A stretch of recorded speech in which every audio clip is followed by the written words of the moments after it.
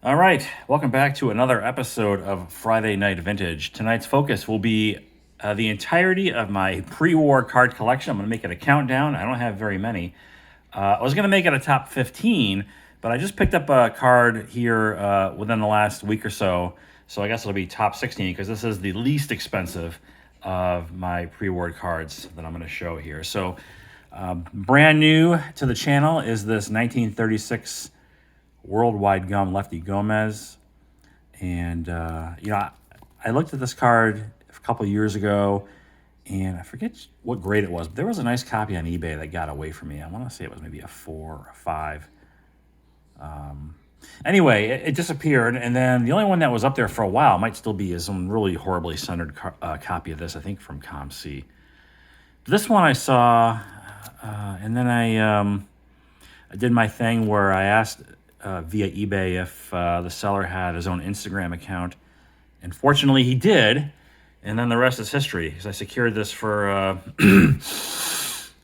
well under list, no sales tax, all that good stuff. So I was happy to add this. A little bit of a, not a big pickup, but just I think a cool card and a good representative example from this particular set. And being a Yankees fan, it fits right in with my collection, right? So I guess that would be number 16. Number 15 is this Jimmy Fox.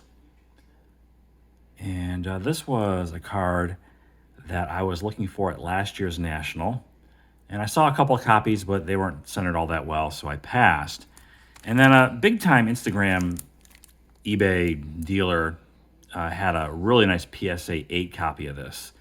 But man, that guy moves cards quickly, and so I wasn't able to secure it fast enough, and I think he wanted to stay on eBay with the transaction, and before I knew it, it had already sold.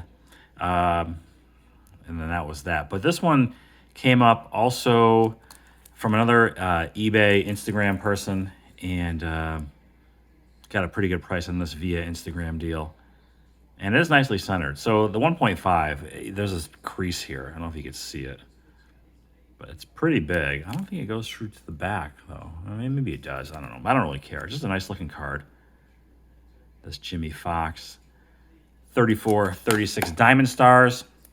Number 14 is a card that would be so much cooler if Ruth had not joined the Boston Red Sox or the Boston Bees, or whatever the hell they were called in 35. So instead of Ruth, we get Pat Malone, or Pierce Malone, I forget this guy's name, along with Red Ruffing, Tony Lazzeri, and Bill Dickey. That's 35 Gaudy 4-1. Purchased a long time ago. A lot of chipping on this one. I don't know. Maybe the 4 is a little generous, maybe not. It really stands out, these dark blue borders. So there's that. 14. Number 13 is Eddie Collins, T206. 1.5. I tend to sit in the 1 to 2 range with my T206 cards, as you'll see. And many of these I purchased. This might be the most recent T206 pickup, and this was maybe 3 years ago. But a lot of what I had here, you're looking at maybe 5 to 10 years ago or more when I got them. And I would say, I think of these 15 or 16 cards, 7 of them are going to be T206s. Here's Nap Lajoie, and this is the highest graded example that I have. Throwing. Piedmont back. VG3. Moving on, we have the Dark Cap, Christy Mathewson. I guess this is number 11 in my collection. These were cards that I acquired because I just happened to like them, the way they looked, and I wanted to have, cards of Cy Young in my collection, and so this was probably the most economical way for me to do it. This is a 1.5 here, and I'm trying to think about price. I think this was under 400. This was like 2 something, this Lajoie. This one was, I want to say 350 range. And keep in mind, this is several years ago, all right? There's a crease here. It's off-centered, rounded corners. So deserving of the 1.5 grade. Cy Young. This next one I beat myself up over often because it's probably the maybe the nicest looking T206 card when it's in high grade. Unfortunately, I got a low grade version. I mean, maybe a generous 1.5, but this thing, it's just, but it's Walter Johnson portrait. I mean, when this is like in the 3, 4, 5 grade, that background is such a nice bright yellow. I mean, mine looks like, it looks like my morning urine, that deep amber brew that you get first thing.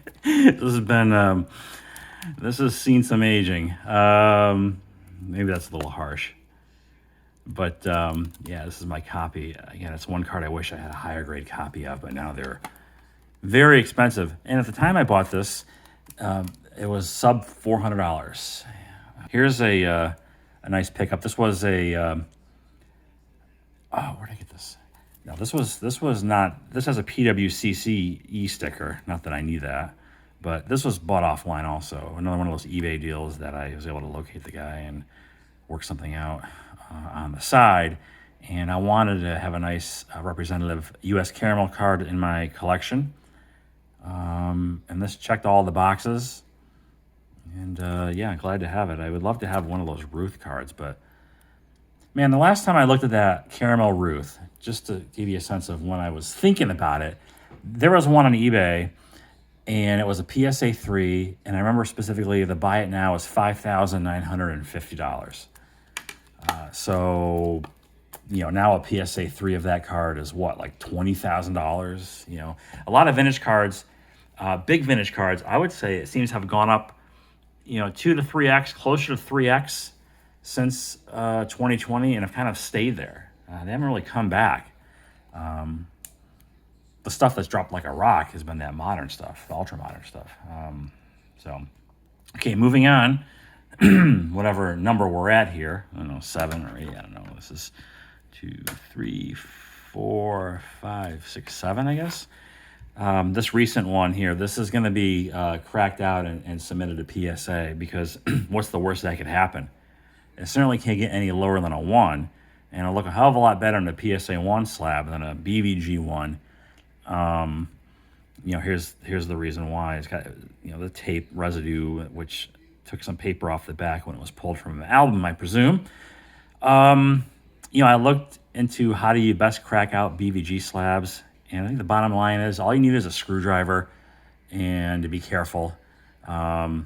Starting up here and kind of working your way around. I mean, some videos show they have these special pliers, these special tools, but yeah, I haven't quite gotten to the point yet. I have this and a Ted Williams I want to get out of the BVG tombs and send them off to PSA.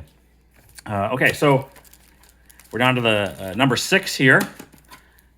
And here's a 1922 E121 American Caramel Cobb. A card that I did not know that I wanted until I saw it, and then I had to have it. I think I might have said the exact same line when I made the video about this card. But it came up in an eBay search for something. And I don't know why, because I wasn't looking for this particular card, but there it was. And once again, another offline deal, saving me hundreds of dollars when you factor in what the eBay list price was and any resultant sales tax that would be applied to it if purchased through eBay. So, really great image of Cobb here. It was player manager in 1922. Some really nice Ruth cards from this set that are, they're definitely Grail cards, and who knows. Too much on my want list in front of any said Ruth card from the 22 caramel set, but yeah, if I win the lottery, then the story changes. Okay, up next is number 5. It's the first of 2 Ty Cobbs. My red portrait, which, if you follow my channel, you've seen all these cards, maybe once, twice, 3 or 4 times before. But for anybody new stumbling across my channel, early pandemic purchase. $1,600-ish, I think, with tax in early 2020, a little over 3 years ago. Number 4 is my other Cobb. I saw this card raw at a New Jersey card store when I was there to pick up I think it was my 52 Bowman mantle, and the store owner had just gotten a bunch of these in. He showed them to me, and then months later I inquired about this card, wondering if he had it graded, because he was going to send them all off for grading, and he did, and he got the 2. And I asked him what he wanted for that, and his price was like $675 or something for this. Again, like 10 years ago or more. So, number 3 is my other Lou Gehrig card.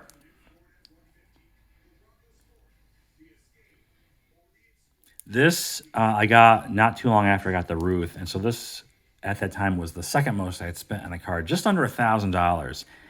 And I tell the story, the seller was kind of pissed off because he thought it deserved a lot higher grade than a 2.5. And he was like, grumble, grumble, grumble when I was doing the eBay transaction. I was like, hey, whatever, man, you know. But it wasn't a buy now. It was actually a true auction. And I remember getting it for like 9 something. And so it looks like it's a little bit off-centered, but the image here, it's actually centered, except the artwork bleeds into the white border on the lower right side. And this is card number 160. I think it's the one that's a little bit more rare of the 92, card number 92. I could be wrong. Not that it really matters. I would have been happy with either one. Number 2. From the Glad I Got It When I Did file, this 33 Gotti Joe D with the scribbles card that I hated, thought was silly for the longest time, and then suddenly a switch was flipped in my head, and I suddenly wanted to have it, and I was able to find this copy, which is nice. You know, it's got the mark. The mark is here, right there. But PSA 5 cardboard. You got the Worldwide Gum, which is a great card, but incredibly rare and expensive, and out of reach for most people. So I think the general consensus is the 38 Goudey would be considered his mainstream rookie card. And then lastly, my best pre-war card is the Goudey Ruth. And when I bought this was by far and away the most expensive card I ever bought on eBay. It was $1,500. And I remember like almost being like, what the hell have I just done? I just clicked the buy it now or the pay. And certainly in hindsight, I'm glad I did. But my number 2 card at the time probably was an ungraded.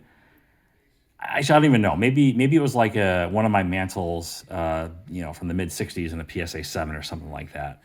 But back in the whatever that first decade was, is when I picked this up, like the latter part of that, 2007 maybe. No, actually, it would have to be like 2009 sometime, because I made a video about this on my other channel early on. So Babe Ruth is the best pre-war card that I own.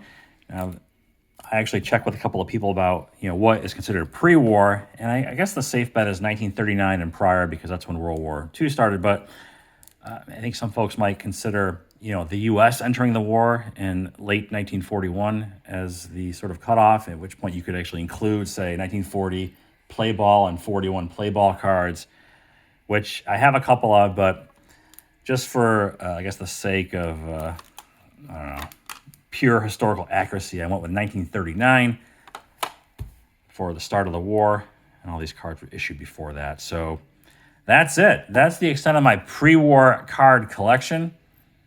As always, thanks for watching.